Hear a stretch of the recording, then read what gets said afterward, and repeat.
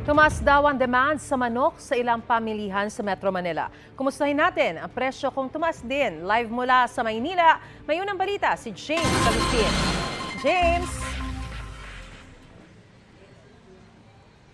Maris, good morning. Sa gitna ng mataas na presyo ngayon ng karneng baboy sa mga pamilihan, manok ang binibili ng ilan sa mga kapuso nating mamimili para raw sila'y makatipid at pasok sa kanilang budget. Dito nga Maris, sa Blumentritt Market sa Maynila, bumaba ang presyo ng kada kilo ng manok.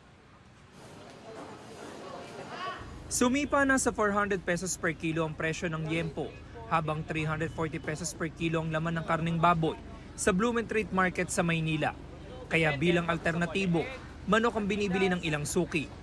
Bumaba nga ang presyo ng manok. 185 pesos per kilo ang buong manok.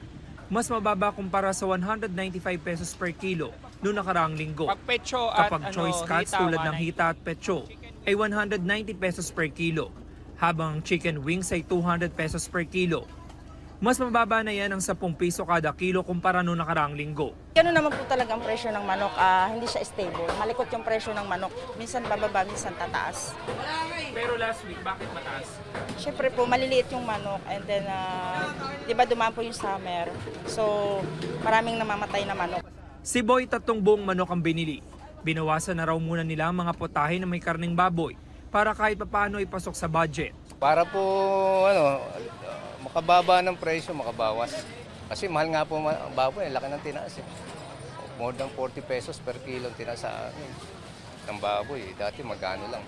Ano ho luto nyo ngayon sa manok? Tinola, ngayon, prito, mga usual na luto. May karinderya naman si Christina sa Tondo. Nagbawas din siya ng mga putahe na may karneng baboy. Ito, i-adobo ko, saka yung i-ano ko ng chicken curry. May isda po ko, may gulay po ko. Kasi yung po pinaka-the best na kasi mga bumibili sa akin, mga tricycle boy, pang ano lang po ko, pang masa. Ayon sa Department of Agriculture, naghahanap ng alternatibo sa karneng baboy ang mga mamimili, kaya maaaring tumaas ang demand sa manok. Sa gitna ng mataas na demand, kaya naman daw masustain ang supply nito.